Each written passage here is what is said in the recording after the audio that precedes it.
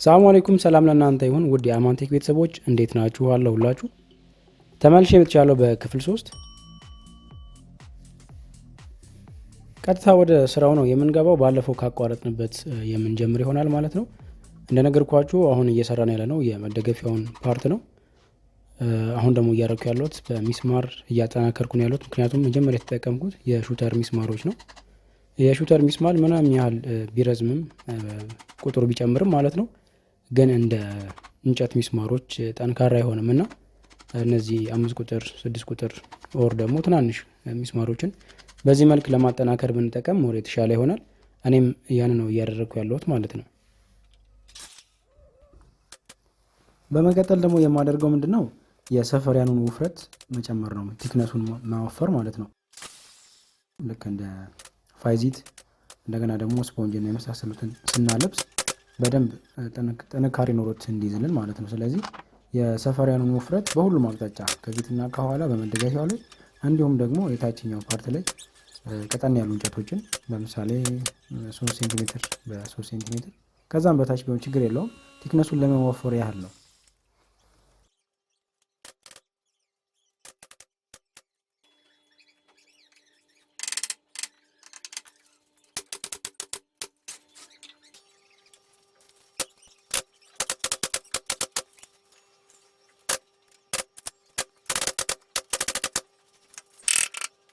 እሺ ጋይስ እንግዲህ አሁን እዚህ ጋር የሚያስፈልገው ምንድነው እቺኛው 5 ሴንቲሜትር ናት፣ ይሄኛው 10 ሴንቲሜትር ነው። በ5 እና በ10 ሴንቲሜትር የተቆረጠ ሰፈሪያን እንጨት ያስፈልገናል። ይሄኛው የጌጥ መቀበያ አድርገን የምንሰራው በዚህ ነው። መደረብ ስላለበት በዚህ መልክ ስለምንደርበው ማለት ነው። እዚህ ከኋላ እንዴ ነው የምናስገባው። ስለዚህ ምን እናደርጋለን በ5 ሴንቲሜትር እና በ10 ሴንቲሜትር ስፋት እያደረግን ሰፈሪያን ሰንጥቀን እንመጣለን።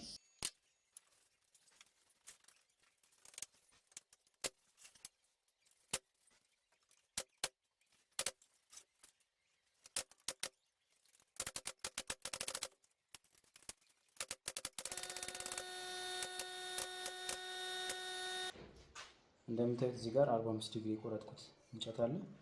ይሄንም አደረገው ምን መሰላችሁ? እዚህ ጋር እንደምታዩት እቺ አንደኛው የመደገፊያ እንጨት ትርገበገባለች። በሁለቱ መሃል እንደዚህ አስገባዋል። አሁን ይሄ ጥንካሬ ኖሯል፣ አይረግብም ማለት ነው። ብቻውን ሲሆን አይታችሁት ከሆነ ወደ ውስጥ ይሰምጣል እና ይሄ እንዳይፈጠር እንዲህ አይነት እንጨቶችን 45 ዲግሪ እየቆረጥኩ አንድ እዚህ ጋር አንድ እንደዚህ አልፎ አልፎ ማለት ነው እናስገባዋለን። ይሄ የዛኔ ጥንካሬ ይኖረዋል።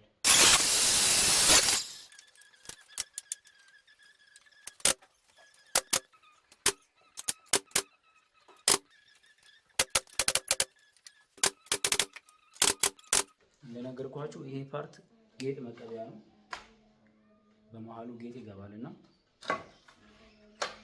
እዚህ ጋር እንደምታዩት የቆረጥናት እንጨት አለች። ቀደም 5 ሴንቲሜትር የቆረጥናቸው እንትኖች አሉ አይደል? እነሱን አስገብተን ይሄ ማለት ነው እዚህ ጋር በዚህ መልክ እንደፍነዋለን። ይሄ እኩል ይሆናል ማለት ነው እና ይሄንን እንደርበዋለን እንደዚህ። ከዛ ጌጥ እዚህ ላይ ነው የሚገባው። ከጀርባ ጌጡ ሲመጣ እንደዚህ ነው የሚቀመጠው። ይሄ ፓርት የዛኔ ይሸፈናል በጌጥ።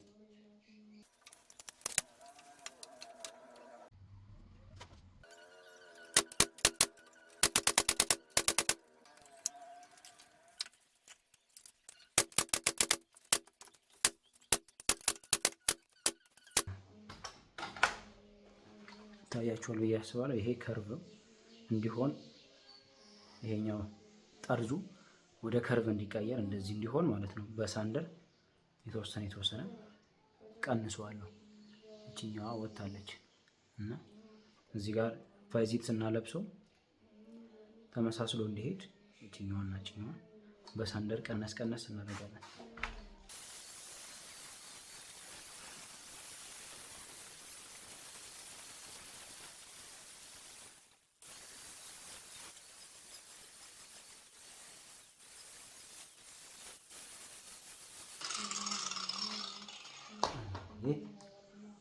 በዚህ መልክ እናመሳስለዋለን ማለት ነው።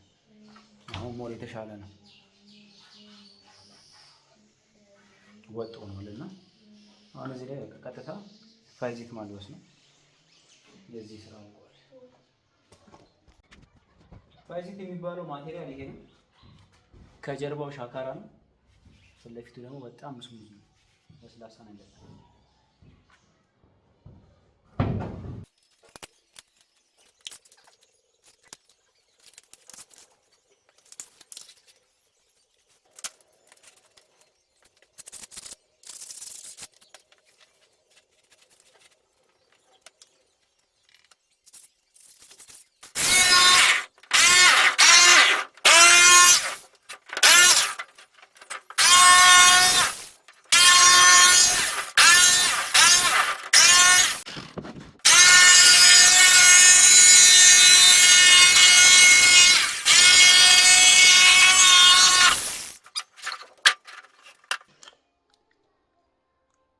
ስቴፕለር ይመስላል። ያው ለነገሩ ስቴፕለር ምን ይመስላል እራሱ ነው፣ ግን ይሄኛው ሳይዙ አይታችሁት ከሆነ ትላልቅ ነው። ብዙ ጊዜ ታፒሴሪ ስራዎች በዚህ ነው የሚሰሩት። በጣም ብዙ ነው። ወደ ስንት ፍሬ ማለት ነው? ወደ 5000 ማለት ነው። በነጠላ በጋቢ እና በዚች ነው የምንጠቀመው። ምን እናደርጋለን? ከዚህ ውስጥ አንድ እንወስዳለን። እዛ እዚች ጋር እቺን እናወጣለን። ይሄንን እንከታለን። እዛ በላዩ ላይ እንድናደርግና ኦኬ፣ ይሄኛው መሰበር ይፈልጋል። ሙሉ ለሙሉ ቁመቱን አይቀበልም። ስለዚህ የተወሰነ ከላዩ ላይ እንዲቆርጥና ይሄኛው በኋላ ተጠቀመዋለሁ። እቺን አስገባትና ይሄንን በዚህ መልክ ዛጋዋለሁ። ከዛ በኋላ ተጠቀማለሁ ነው።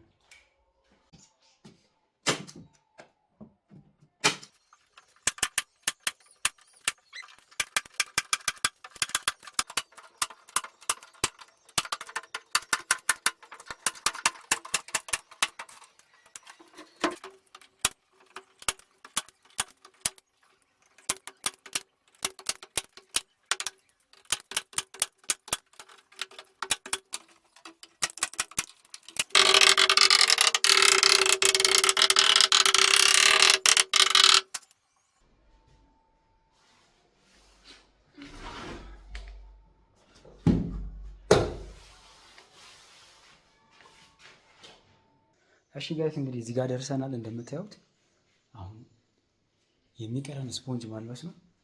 ስፖንጃችን እዛ ጋር ነው ያለው። ስፖንጃችንን ፎ አድርገን ደግሞ እናጠብቃለን ማለት ነው፣ እናለብሳለን ኢንሻአላህ። ቀጣይ ስራችን የሚሆነው ታፒሴሪ ስራ ወይንም ደግሞ ይሄ የማልበስ የመሸፈን ስራ ነው። እንትኑን መደገፊያውንም መቀመጫውንም መሸፈን ነው የምንጀምረው። ጨርቅ አለን። ያንን ጨርቅ ቆርጠን አሰፍተን ምናምን ደግሞ እናለብሳለን። እያልን ስራችንን እንጨርሳለን። አብራችሁን ቆዩ። አሁን ስፖንጅ እናልብስ። በነገራችን ላይ ቪዲዮ ላይክ አድርጉ። ቪዲዮ ታያላችሁ፣ ደስ ይላል። ማሻአላ ላይክ ግን አታረጉ። ለምን ብሏል? ላይክ አድርጉ።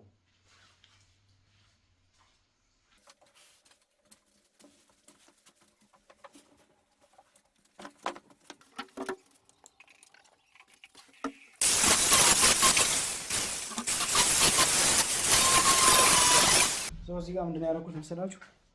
ይሄ ፋይዙን ስትለጥፉ ምናልባት እንዲህ ትርፍ ነገር ሊኖር ይችላል እና ያንን ትርፉን በሳንደር እኩል ማለት ትችላላችሁ። ከኋላ እዚች ጋር ጌጥ መቀበያው ላይ ተርፋ የነበረች ካለች እሷን እንደዚህ እኩል ማድረግ ከዚህኛው ጋር እኩል እንዲሆን እንደነገርኳችሁ። እዚህ ጋር በኋላ የሚገባ ጌጥ ስለሚኖር ይሄ እኩል መሆን አለበትና ለዛ ሁሉም ላይ ትርፍ ካለ ያንን ትርፍ ማምሳል ይጠበቅባችኋል።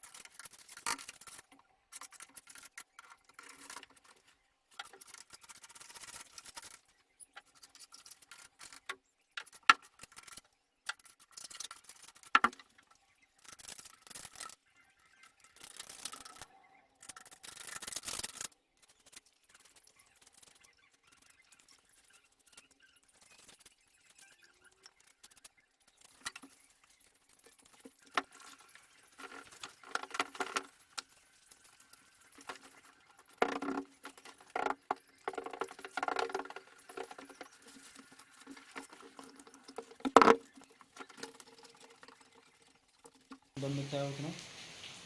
ሁሉንም ስፖንጅ አለባብሰን ፏ ብለናል ማለት ነው። አሁን የሚቀረን ምንድነው? የቦንድድ መቀመጫ ማለት ነው። እና እንደነገርኳችሁ እንግዲህ ይሄ በ60 ሴንቲሜትር ተዋቅሮ የተቀመጠ ነበር መቀመጫው እና አብዛኛው ሜትር ከ50 ነበር። እንደምታስታውሱት እየቀጠልኩ ነበር የሰራሁት። ቅጥያ ያለው የሰራሁበት ፓርት ማለት ነው። ለምን በሌላ ፐርፐስ ታስቦ ተሰርቶ አሁን ደግሞ አፕዴት የተደረገ ሀሳብ ስለሆነ ሰው ምን አለ መሰላችሁ፣ እዚህ ጋር እንደምታዩት በሜትር የመቀመጫ ስፋት አሁን ላይ አንሷል። ሙሮ ቪዲዮ እየሰራው እኮ ነው። እና ምንድነው የምናደርገው እዚህ ጋር የምታዩት ወደ 42 ሴንቲሜትር አካባቢ መጥቷል። አሁን ላይ መደገፊያው የተወሰነ እንትን ስለወሰደ ወደ 18 ሴንቲሜትር አካባቢ ወስዷል ከ60 ላይ። ስለዚህ ስንት ቀረ ማለት ነው? ወደ 42 አካባቢ ቀረ። እኛ ምን እናደርጋለን? ሰፋ ማለት አለበት፣ ቢያንስ 50 ሴንቲሜትር መሆን አለበት ቦንድ ጆጅ ላይ ሲቀመጥ። ስለዚህ 10 ሴንቲሜትር መቀመጫው ላይ መጨመር ይኖርብናል። እዚህ መቀመጫ ላይ 10 ሴንቲሜትር መጨመር ግድ ይለናል ማለት ነው። ካልሆነ ግን ይጠባል። ሁሉም ጋር ያው ተመሳሳይ ነው።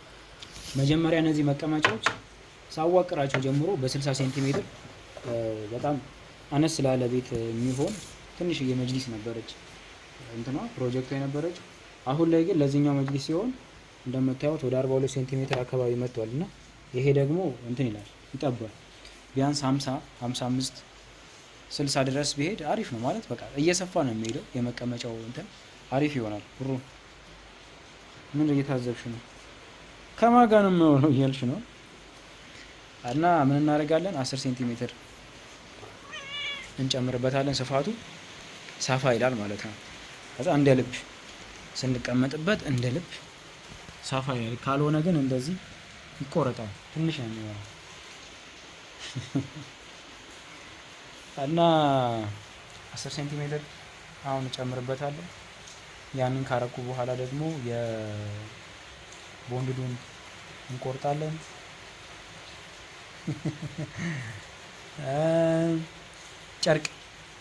ጨርቅ ለመደገፊያ ለነዚህ ለሁሉም። ከዛ ደግሞ ለቦንድዱ እናሰፋለን። ባለሙያ ያስፈልገናል። ለሱ የልብስ ስፌት ባለሙያ ያስፈልገናል። ከዛ እሱን እናመጣና ደግሞ እዚሁ እየለካን ምናምን እንሰራለን ማለት ነው። አሁን ላይ ዝናብ ነው። ማድረግ የምንችለው ነገር ምንድነው? መጠበቅ ነው ትንሽ ዝናብ። ምክንያቱም ውጪ ነው አሁን የምሰነጥቀው። ይሄ ሰፈሪያ ባለ 12 ባለ 6 ሚሊ እሱን ቆርጥና ከኋላ በጣም በቀላሉ ነው የምንጨምረው። ምንም ውስብስብ ነገር የለውም። በጣም በቀላሉ 10 ሴንቲሜትር የተቆረጠ ሰፈሪያ እናዘጋጃለን። ከዛ በኋላ ባለ 20 ሴንቲሜትር ቁመት ያላቸው እንጨቶች እናዘጋጃለን። እሱን ከላይ ወርታች እናዋቅራለን። ከታች ደግሞ በእንጨት እንዘጋለን። አለቀ። ብዙ አናካብድ።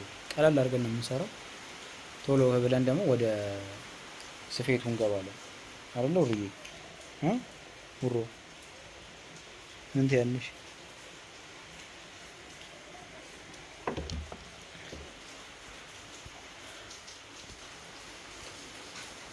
ዝናብ እናንተ ሀገር አለ?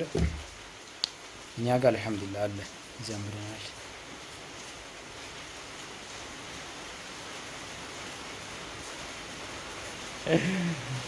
ጆሮ ስትልሰኝ ታስቀኛለች።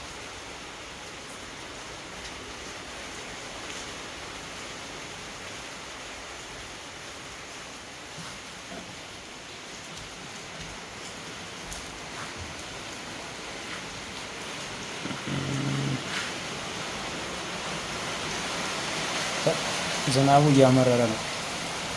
ኃይለኛ ዝናብ።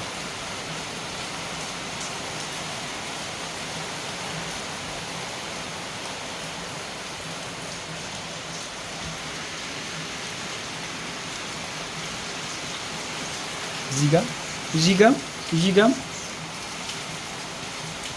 ሰላም ብላችሁ ውስጥ ባለፈው ሰላም ብለሻቸው ረሳሻቸው።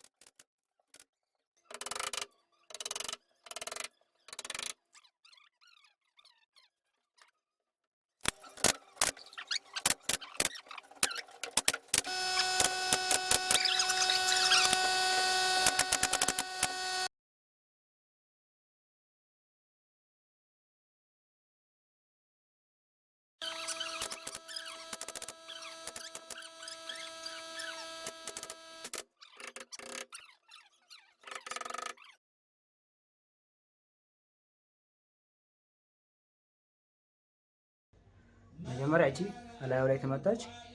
ከዛ በኋላ የቀረው ደግሞ በዚህ መልክ ገባ ማለት ነው። አሁን የምናደርገው ምንድነው እግሮች እነዚህ የምታዩዋቸው ሁሉ በ20 ሴንቲሜትር ቁመት የተቆረጡ ናቸው ሁሉ። ምን እናደርጋለን? እነዚህ 20 ሴንቲሜትር የተቆረጡትን እንጨቶች በውስጥ እናስገባለን መሀል መሀል።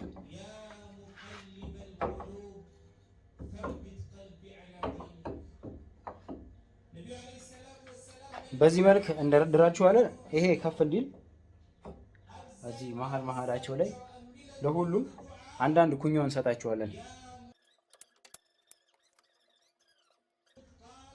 እንደዚህ አይነት አጫጭር ኩኞች አዘጋጅና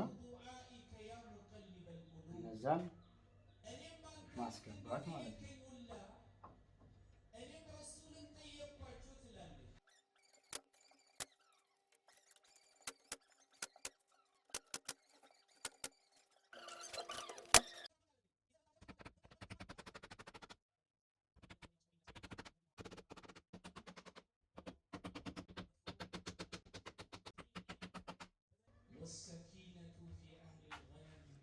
አሁን ደግሞ እነዚህን በዚህ መልክ እንደረድራቸዋለን። በዚህ መልክ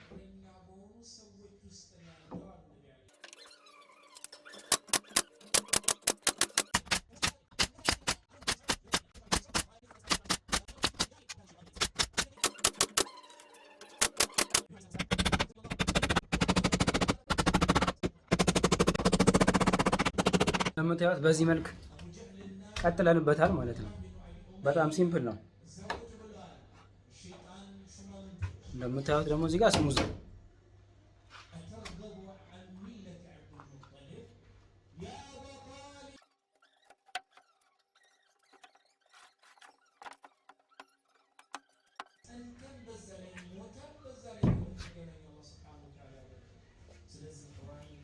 እንደምታዩት አሁን ሰፋ ብሏል። አሁን ወደ 50 ሴንቲሜትር አካባቢ ይሆናል ማለት ነው የመቀመጫው ስፋት። እንደምታዩት አሁን ላይ ወደ 50 ከፍ ብሏል። ቅድም ወደ 42 አካባቢ ነበር። አሁን ወደ 50 ገባ። እዚህ ጋር እንደምታዩት እንግዲህ ቦንድድ እየቆረጥን ነው። ቦንድድ በ50 ሴንቲሜትር ነው እየቆረጥኩ እያወጣሁ ያለሁት። እንደነገርኳችሁ መቀመጫው አሁን ላይ የ50 ሴንቲሜትር ስፋት ስላሉ ቦንድድ በዛ በ50 ሴንቲሜትር ስፋት ልክ እየቆረጥን እናዘጋጃለን።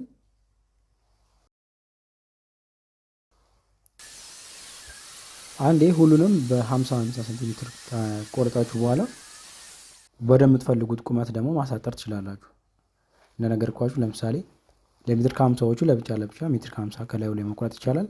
እንዲሁም ደግሞ ለሜትር ከ80 ሜትር ከ80 የሚሆን ለብቻ የሚያስጨምረን ደግሞ አለ ሜትር ማለት 2 ሜትር ከ20 አካባቢ የሚመጣው ማለት ነው። ስለዚህ ግዴታ እሱ ላይ ደግሞ የተወሰነ ነገር መጨመር ይኖርብናል ማለት ነው።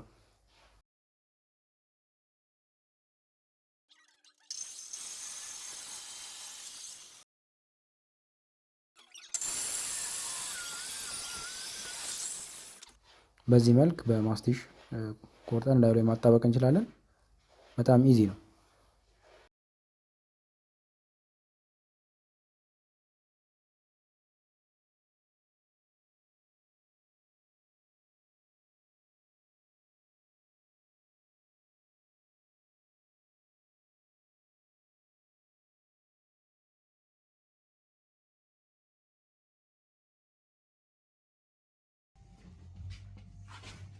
ይሄ የምታዩት 2 ሴንቲሜትር የሚሆን ስፖንጅ ነው።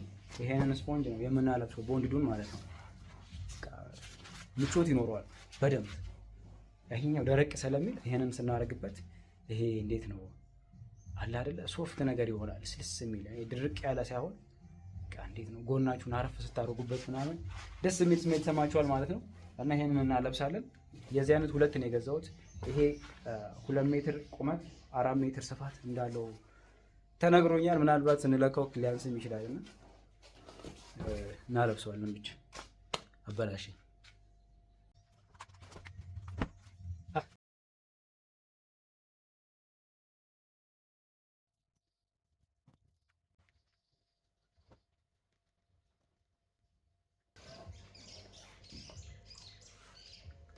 ከዚህ ፋይዚት ላይ የእጅን ቅርጽ ማለት ነው እዚህ ሼፕዋን እዚህ ላይ እንረስስና እንወስዳታለን። በዚህ ልክ ነው የምናስቆርጠው ማለት ነው።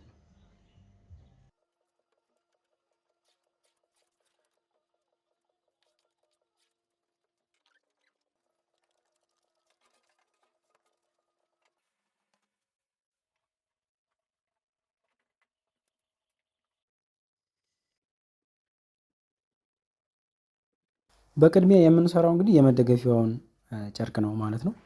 ስለዚህ እናደርጋለን የመደገፊያውን ቁመት እና ስፋት እንለካና በሱ ልክ ቆርጠን ያቺ ቅድም ያወጣናትን ከርቭ ከዳርና ከዳር ደግሞ እንደገና ሁለት እናደርግና ያው ባለሙያው እንደ ትራስ የምትገባ ነገር አድርጎ ይሰፋልናል። ያንን ከማድረጋችን በፊት ግን አሁን እዚህ ጋር የማሰምረው ወይንም ደግሞ እየቆረጥኩ ያለሁት ምንድን ነው የመደገፊያው ጨርቅ ላይ የተወሰነ መስመር እንዲኖር ፈልጌ ነበር እና አሁን የምታዩትን መስመር ያወጣሁት ለዛ ነው። ባለሙያው ደግሞ በዚህ መልክ እንደምታዩት ጎን ላይ መስመር ያደርግልኛል ማለት ነው። ከዛ በተረፈ እቺ ቅድም ያሳያዋችሁ ከርቧ ደግሞ ከጎንና ከጎን ስትሰፋበት ልክ እንደ ትራስ ነገር ኦር ደግሞ የሆነ ልብስ የሚላል አይደለ የሚገባ በዛ መልኩ ሆኖ ይገባል ማለት ነው። ሁሉንም ልኬታቸውን እያስተካከላችሁ እየለካችሁ ሞር እዚህ ጋር ግን አንድ የምመክራችሁ ነገር ባለሙያ ግድ ይላችኋል ማለት ስለ ጨርቅም የሚያውቅ ምናልባት የመጀመሪያችሁ ከሆነ ደግሞ እንዳይበላሽባችሁ ማለት ነው። እና በዚህ መልክ ማልበስ ይቻላል። በመቀጠል ደግሞ የምናደርገው ቦንዶቹን ቅድም የቆራረጥናቸው ቦንዶች አሉ። እነዛን ቦንዶች ቅድም ያልኳቸው አለ ባለ 2 ሚሊ ቲክነስ ስፖንጅ እሱን ብናለብሰው ደግሞ ሞር የተሻለ ይሆናል። እንዳልኳችሁ ቦንዱ ትንሽ ደረቅ ያለ ነው። ስፖንጁ ሲኖረው ግን ለስለስ የማለት ነገር ይኖረዋል። ታዲያ ይህን እያደረግን ደግሞ ያው ለባለሙያ ጎን ለጎን የመቀመጫውንም ልኬት እየለካንለት ማለት ነው ከስር እየሰፋልን እኛ ደግሞ ስፖንጁን እያጣበቅን ስራችንን እንቀጥላለን ማለት ነው። እንደምታዩት እንግዲህ የመደገፊያው ጨርቆች ኦልሬዲ ተሰፍተው አልቀዋል። እሱን ደግሞ በደንብ አድርገን እየወጠርን በስቴፕለር እንመታለን ማለት ነው። የሰፈሪያኑን ቲክነስ ስላወፈር ነው ከኋላ በኩል በደንብ እያዞርን እጃችንን በደንብ እየጎተትን ማለት ነው። እዚህ ጋር 2-3 ሆናችሁ ብትሰሩ እየተጋገዛችሁ ምርጥ ነው። ለብቻችሁ ሊከብዳችሁ ስለሚችል ማለት ነው። በደንብ ወደ ኋላ እየወጠራችሁ ብታስይዙት አሪፍ ነገር ይኖረዋል እንዳይረግብባችሁ ማለት ነው። በመቀጠል ማድረገው ምንድን ነው የመቀመጫው ሰፈሪያን እንጨት አለ እሱ ላይ 2 ሚሊ ስፖንጅ አጣብቃለሁ። ከዛ በኋላ ደግሞ በስፖንጁ ላይ የሻማ ጨርቅ አረግበታለሁ ማለት ነው።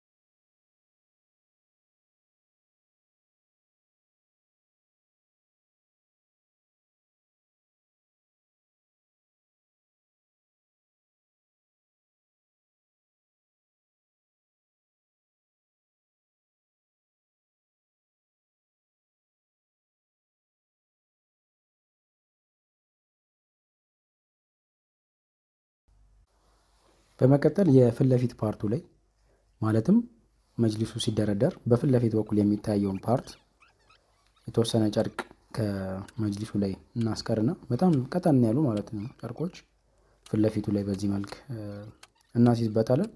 ይህ የሚሆነው ፊት ለፊት ስለሚቀመጥ የተወሰነ ጋፕ ይኖረዋል ከጌጡ ጋር ማለት ነው። እና በውስጥ በኩል ነጩ ጨርቅ እንዳይታይ ሻማው የተወሰነ ጨርቅ በቀጭኑ ቆርጠን እላዩ ላይ ብናደርግበት ያው ያምራል። ቀጥሎ የምናዘጋጀው እንግዲህ ትራሶች ነው። ትራሶች እንዴት እንሰራለን? የተወሰኑ የተረፉኝ ቦንዶች አሉ። እነዛን የቦንድ ቁርጥራጮች በ20 ሴንቲሜትር እየቆረጥኩ በዚህ መልክ አወጣለሁ ማለት ነው። ከዛ በ20 ሴንቲሜትር እየቆረጥኩ ያወጣኋቸውን እርስ በርስ ደግሞ መልሼ አጣብቃችኋለሁ። ያው 50 ሴንቲሜትር በጣም በቂ ነው። በዚህ መልክ በ50 ሴንቲሜትር እየቆረጥኩ አወጣውና እነዚህ ያወጣኋቸውን ደግሞ እርስ በርስ መልሼ አጣብቃችኋለሁ ማለት ነው። ሁለቱን አንድ ላይ አድርጌ አጣብቀዋለሁ። ምንም አይነት የተረፋችሁ የቦንድድ አይነት ካለ ማለት ያንን መጣል የለባችሁም። እርስ በርስ እያጣበቃችሁት በማስቲሽ መልሳችሁ መገጣጠም ትችላላችሁ።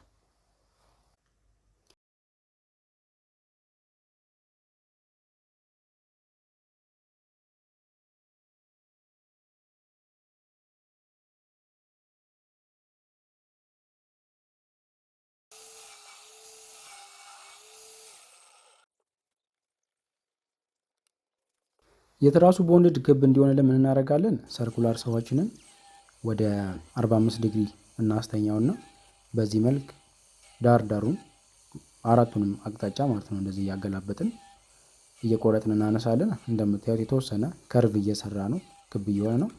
የቀራውን ደግሞ ምን እናደርጋለን? በሳንደር በደንብ አድርገን ከርቡን ስናነሳው ትክክለኛ በቃ ሰርክል ክብ ይሆንልናል ማለት ነው። ያንን ለማድረግ ግን ግዴታ እንደዚህ በ45 ዲግሪ ብታነሱት የተሻለ ነው። ሙሉ ለሙሉ ሳንድ እናድርግ ካላችሁ በጣም ብዙ አይነት ደስት ነው ማለት እንትኑ አይመችም በጣም ስለሚቦን፣ ያንን ሁሉ ጋር ማድረግ የተወሰነ በ45 ዲግሪ እንቀንሳለን። ከዛ በኋላ ደግሞ በሳንደር እናስተካክለዋለን ማለት ነው። በዚህ መልክ ያን ካረግን በኋላ አሁንም መልሰን ላዩ ላይ ደግሞ 2 ሚሊ ስፖንጃችንን ብናረግበት ሞር የሆነ ኮንፈርት ይኖረዋል ማለት ነው ስንደገፉት ራሱ። ያንን ለማድረግ ደግሞ በዚህ መልክ ማስቲሽ እየቀባን እንደዚህ እያሽከረከርን ሮን እያደረግን ጫን እያልነው በደንብ አድርገን እናጣብቅበታለን። ታዲያ ለእንደዚህ አይነት ክብ ትራሶች የሚያስፈልገን ልክ እንደ ቀሚስ ጥልቅ የሚል አይነት ክብ የሆነ ትራስ ጨርቅ ያስፈልገናል ማለት ነው። ስለዚህ እናደርጋለን ዳርና ዳሩ ላይ ልክ እንደ እነዚህ ልብሶች ላይ የሚገቡ መሸምቀቂያ አይነት ቀዳዳ ያላቸው አሉ አይደለ? እንደዛ ካሰፋን በኋላ በዚህ መልክ ወደ ውስጥ እየገፋ እናስገባቸዋለን። ከዛ በአንድ አይነት ክሮች ብዙ ቦታዎች ላይ ይገኛሉ ማለት እነዚህ የልብስ ግብአት ምናምን የሚያቀርቡ ሱቆች ላይ አይጠፉም። ይህንን እንዳልኳችሁ ለመሸምቀቅ በውስጥ በኩል እናስገባና በሚስማር ማሳለፍ ትችላላችሁ። ኦር ደግሞ በመርፌ ቁልፍ ምናምን በዚህ መልክ ወደ ውስጥ ውጥር እያደረግን ክብ እናደርገዋለን ማለት ነው። ታዲያ ያው ቦንድዱ ለመሸፈን ግዴታ የተወሰነ ጨርቅና ስፖንጅ ብናደርግበት ምርጥ ይሆናል። ስለዚህ ቅድሚያ ስፖንጅ ላዩ ላይ እናደርጋለን። ከዛ ስፖንጁን በክብ አውጥተን ከቆረጥን በኋላ ደግሞ በላዩ ላይ የራሱን የትራስ ጨርቁን አይነት ጨርቅ ደግሞ መልሰን መሀል ላይ እንለጠፍበታለን። ምክንያቱም ያቺ ሾምቀቋን አስረን ስንጨርስ የሚታየው ቦንድዱ ወይንም ደግሞ ስፖንጁ መሆን የለበትም።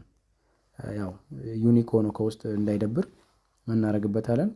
ከትራስ ጨርቁ ጋር አንድ አይነት የሆነ ጨርቅ ቆርጠን የተወሰነ መሀል ላይ እንለጥፍበታለን ማለት ነው በማስቲሽ።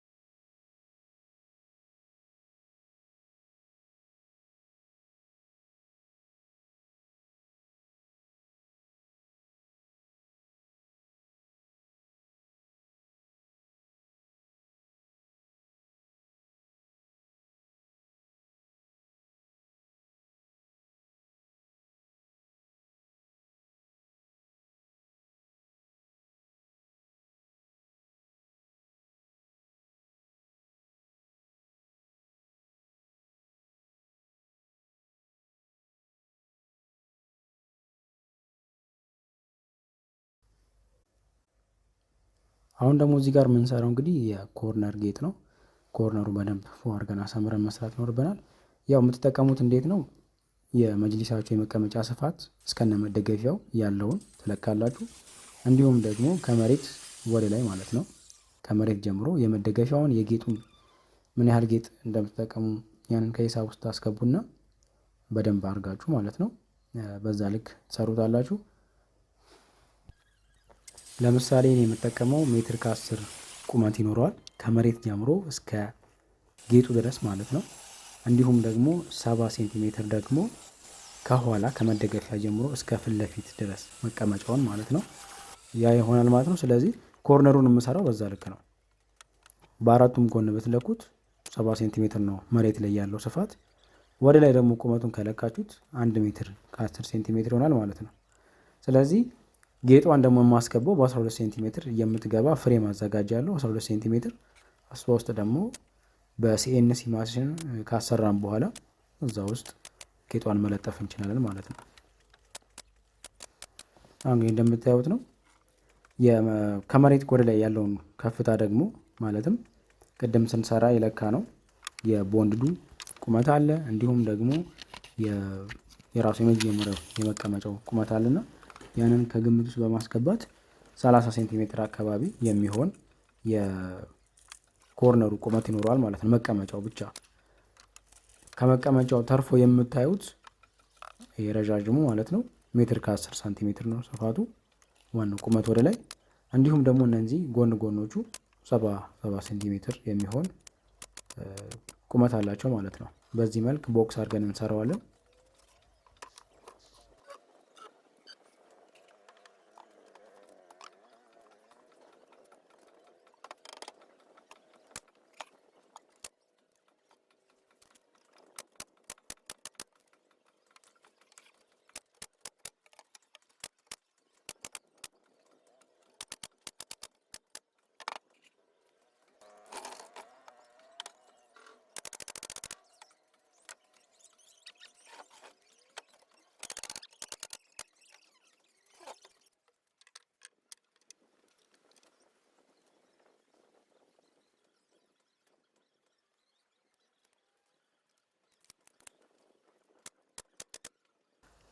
ውስጥ ላይ ደግሞ ማጠናከሪያ እንጨቶች በኮላ አርጋችሁ ብታስገቡ ሞር አሪፍ ይሆናል። ጥንካሬ እንዲኖረው ማለት ቶሎ እንዳይረግብ እንደዚህ እንዳይነቃነቅና የሆነ እንትን እንዳይል በውስጥ በአራቱም ዙሪያ ማጠናከሪያ የሚሆኑ እንጨቶች ብታስገቡለት አሪፍ ነው።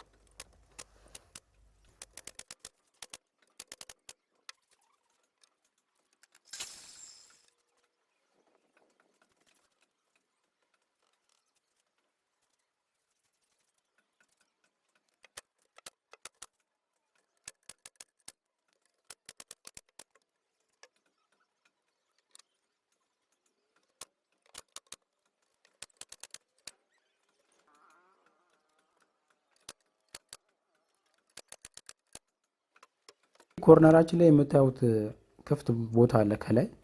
ይሄንን ክፍት ቦታ ዝም ብለን አንተውም። ምን እናደርጋለን? እቺ ኮርነሯን ዳይመንድ የሆነች ቅርጽ እንሰራለን ማለት ነው። ስለዚህ 52 ሴንቲሜትር በ52 ሴንቲሜትር የሆነ አራት ማዕዘን ኤምዲኤፍ ካዘጋጀው በኋላ ከርቧ ላይ ማለት በአንዷ እንትን በኩል አነሳታለሁ የዳይመንድ ሼፕ እንዲኖረው ማለት ነው። በዚህ መልኩ ቆርጬ አወጣና በነገራችን ላይ እንትን ላይ ማሽን ላይ ስትጠቀሙ በጣም ጥንቃቄ አድርጉ። እዚች ጋር እኔ ምንድን ነው ያሰብኩት መሳቢያ ነገር መስራት ፈልጌያለሁ። እዛ መሳቢያ ውስጥ ደግሞ መብራት ምናምን እንዲኖርና ሶኬት የተለያዩ ነገሮችን አክሰስ ማድረግ እንድንችል ማለት ነው። እና ያው ፕሮሰሱን አብረን የምናየው ይሆናል። በጣም ኢዚ ነው። እንደ ባንኮኒ ነገር ነው የምናደርጋት። ግን የሚለያት ነገር ያው ጀስት መሳቢያ መኖሩ ብቻ ነው። ብዙ ጊዜ ድፍን ነው የሚደረገው። እኔ ግን እዚች ጋር ለምን ዝም ብሎ ከሚቀመጥ አገልግሎት ለምን አይሰጥም በሚል ቦታው ማለት ነው ያቺን የመሳቢያ ሀሳብ ያመጣሁት ማለት ነው። ስለዚህ ግራና ቀኝ ላይ የሚደግፍ የዛች የተቆረጠችዋን የኤምዲኤፍ ወይንም እቺ በዳይመንድ ቅርጽ የቆረጥናትን ኤምዲኤፍ የሚደግፍልን ድጋፍ በዚህ መልክ እናስገባለን ማለት ነው በግራና በቀኝ በኩል።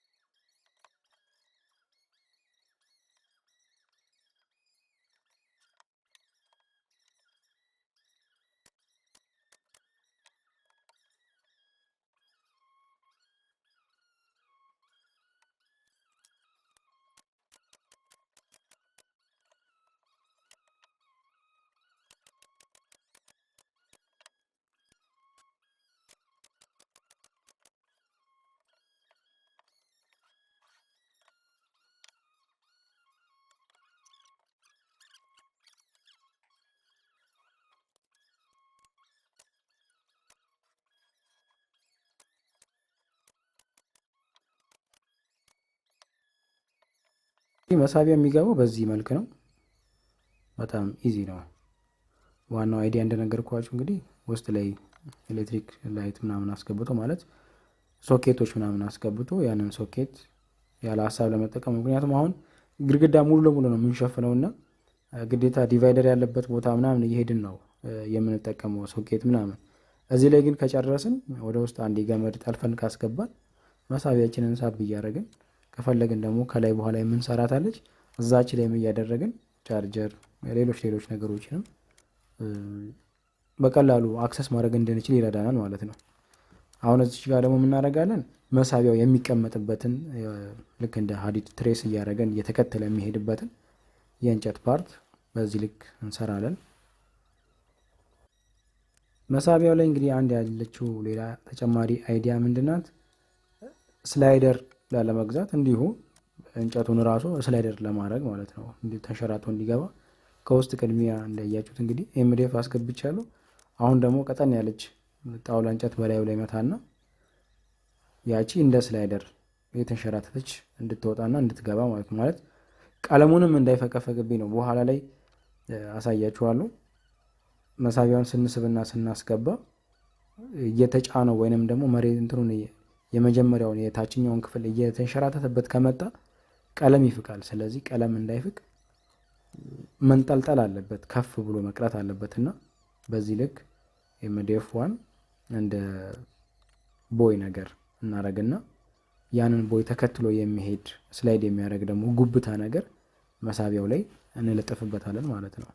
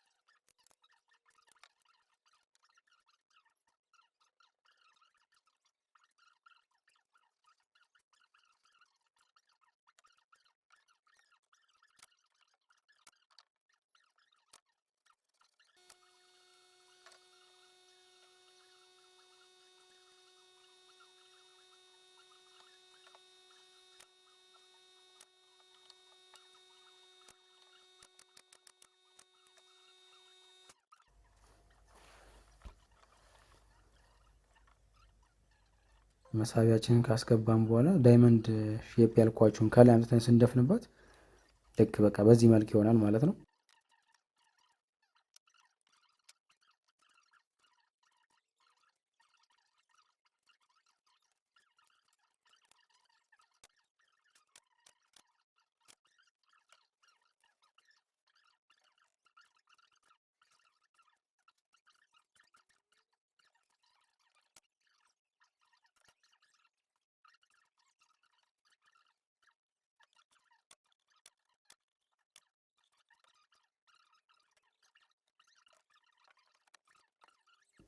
አሁን ምን እናደርጋለን? ጌጦች የምናስገባበት የሆነች ፍሬም ነገር ሁሉም ዙሪያ ላይ ብንሰራ ሞር አሪፍ ይሆናል።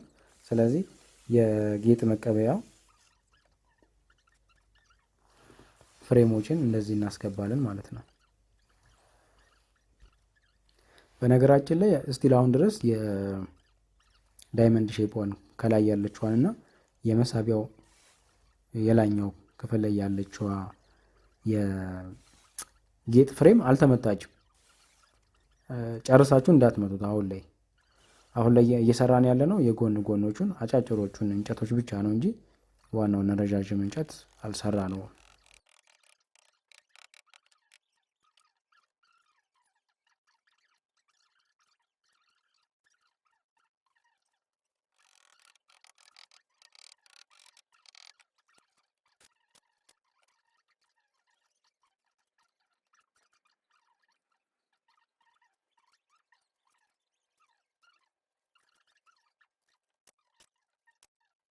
ከላይ የሚገባ ጌጥ አለ። ቅድም የነገርኳችሁ ቅድም ከመሬት ጀምረን ስንለካ ምናምን ያልኳችሁ ማለት ነው። ሰው ምን እናደርጋለን? ከላይ ፍሬም እናዘጋጅና ፍሬሟን ደግሞ መሀል ላይ 12 ሴንቲሜትር ማለት እኔ የምሰራበትን ስለው እየነገርኳችሁ ያሉት በ12 ሴንቲሜትር ጋፕ እንደዚህ ቦታ ተውለታለሁ። ምክንያቱም በኋላ ላይ እዚህ ጋር የሚገባ ጌጥ ይኖራል ማለት ነው።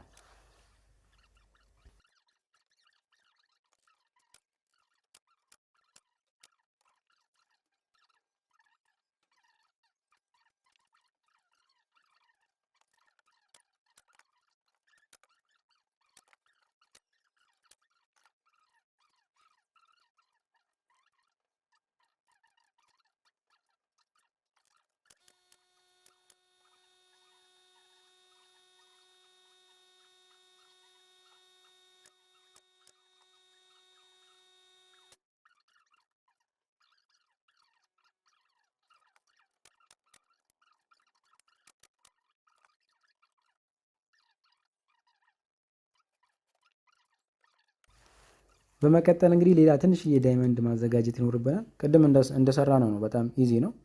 4 ማዕዘን እንጨት ታዘጋጁና ከ4 ማዕዘኑ ላይ አንዱን በደንብ አድርጋችሁ መቁረጥ ነው። የሆነ የዳይመንድ አይነት ሼፕ ይኖረዋል ማለት ነው። ከማዕዘኑ ላይ አንዱን ስታነሱ እቺን በክብ ከመሀል ማውጣት ምንድናት?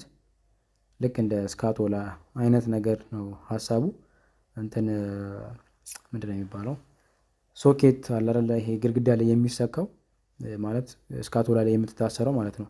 እሷን እዚህ ውስጥ የማስገባት ነው አይዲያው እና ሶ ሲምፕል ነው። ተከታተሉ። እንግዲህ እዚህ ጋር የሚደረደሩት እንጨቶች ምንድን ናቸው ካላችሁ ልክ ቅድም እንዳልኳችሁ ስካቶላ ላይ እንዳለው ግድግዳ አይነት ነገር እንዲሰማና የምናሰው ነገር በደንብ እንቅ አድርጎ እንዲይዘው በማሰብ ነው እነኚህ ልክ በዲግሪ የተቆረጡ እንጨቶች የሚገቡት ማለት ነው።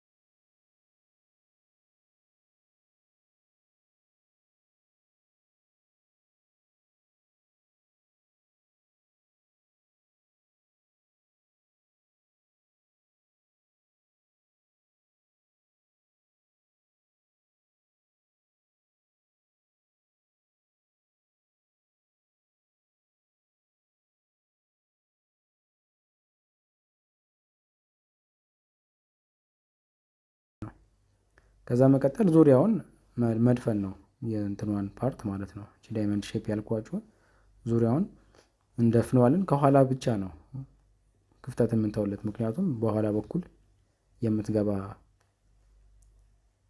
ኬብል ስለምትኖር ያችን ኬብል መቀበያ ቦታ ብቻ እንተውለትና የቀረውን እንደፍነዋለን።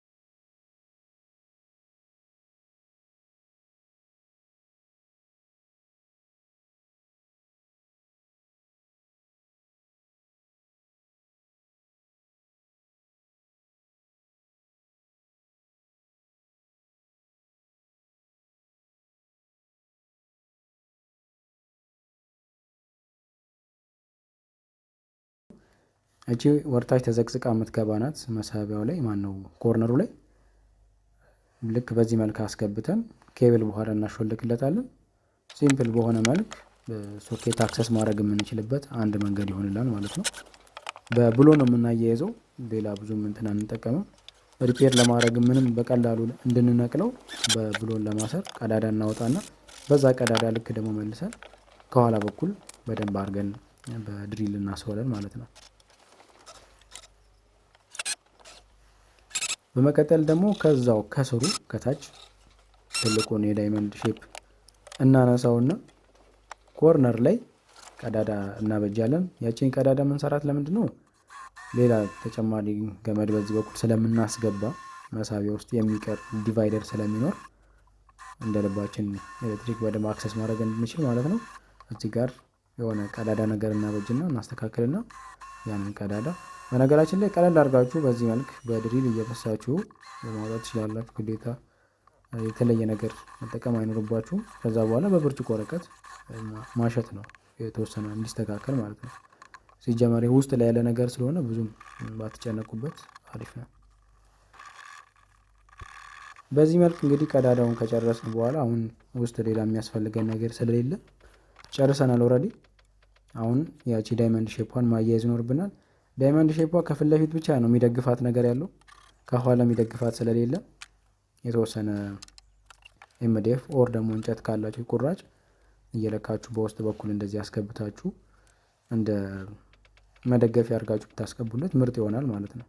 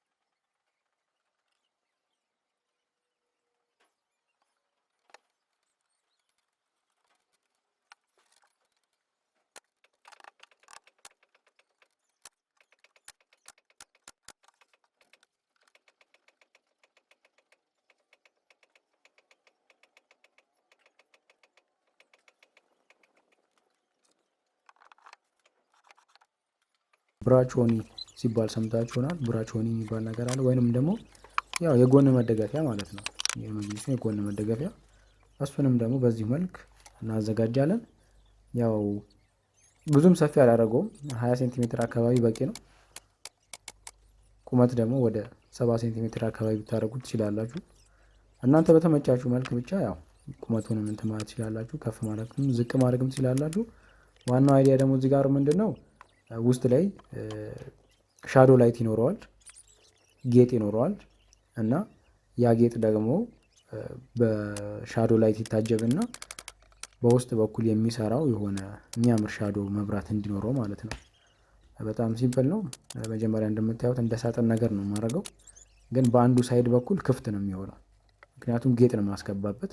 የሚገባው ጌጥ ደግሞ በመብራት በደንብ እንዲያምርበት ማለት ነው። እና በአንድ በኩል ሙሉ ለሙሉ ድፍን ነው እንደምታዩት በዛ በኩል። በዚህ በኩል ግን ፍሬም ብቻ ነው የማዞረው፣ ዙሪያውን ፍሬም ነው የምሰራው። እዛ ፍሬም ውስጥ በሰፊውም የሚገባ እንትን አለ፣ ጌጥ አለ። በፊት ለፊት በኩልም ጠበብ ባለችው በኩልም የሚገባ ጌጥ አለ ማለት ነው።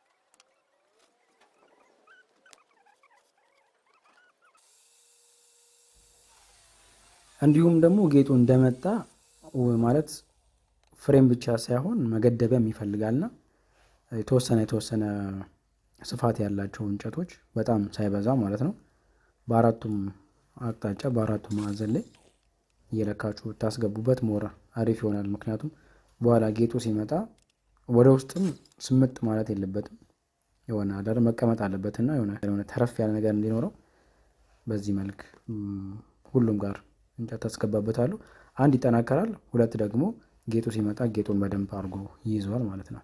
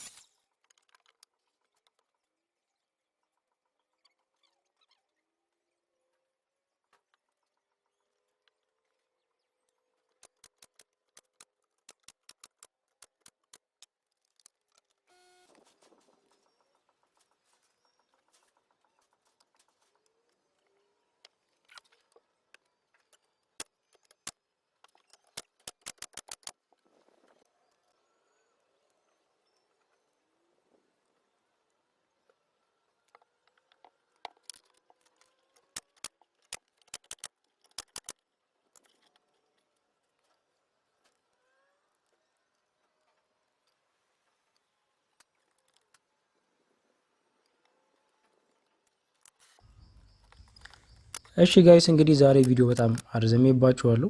ወደ 1 ሰዓት አካባቢ የሆነ ነው። ቪዲዮ በጣም ረጅም ነው በነገራችን ላይ ኤዲትም ሳደርግ ትንሽ እያስቸገረኝ ስለነበር እንደምታዩት ነው። እንግዲህ ፋይሉ ወደ 200 ምናምን ጂቢ አልፏል እና በጣም ኤዲት ለማድረግም ጊዜ እየወሰደብኝ ነበር። በጣም ፋይሉ በዝቶ ምናምን ነገር ማለት ነው። ኮምፒውተር ስታክ እስኪያደርግብኝ ድረስ ነው እንትን ያልኩት እና ዛሬ እዚህ ጋር ላቋርጥና ፕሮጀክቱ አልቋል፣ ስራው ጨርሻለሁ።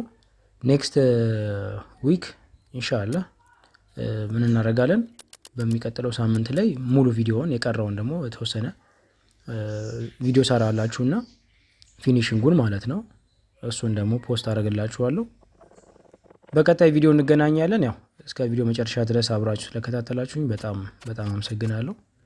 ላይክ ማድረጉን አትርሱ። ኔክስት ቪዲዮ ላይ እንገናኛለን። እስከዛው ድረስ ሰላማችሁ ይብዛ። ሰላም አለይኩም። ሰላም ሁኑልኝ።